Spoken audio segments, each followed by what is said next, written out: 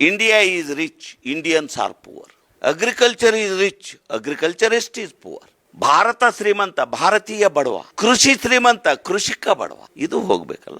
ಇದು ಹೋಗ್ಬೇಕಂದ್ರೆ ವ್ಯವಸ್ಥೆ ಸರಿ ಮಾಡ್ಬೇಕು ಅನ್ನೋದಾದ್ರೆ ನಾನು ಮಾರೋದು ಮತ್ತು ನಾನು ಕೊಳ್ಳೋದು ಎರಡೂ ಸಮತೋಲನದಲ್ಲಿರ್ಬೇಕು. ಆದರೆ ಮಧ್ಯವರ್ತಿನೂ ಪಾರದರ್ಶಕವಾಗಿರಬೇಕು, ವ್ಯವಸ್ಥೆನೇ ಪಾರದರ್ಶಕವಾಗಿರಬೇಕು ಅಂತ ಹೇಳ್ತಿರೋದು ನಾನು.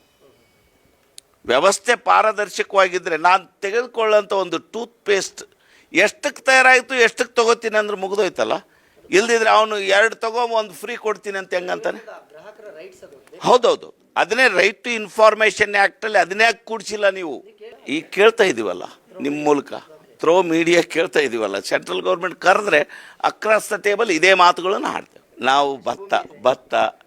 ಭತ್ತ, ಜೋಳ, ಹತ್ತಿ, ತುಂಗಭದ್ರಾ ನೀರಾವರಿ ಕೊನೆ ಭಾಗದಲ್ಲಿದ್ದೀವಿ, ಜೋಳ ಬೆಳಿತೀವಿ.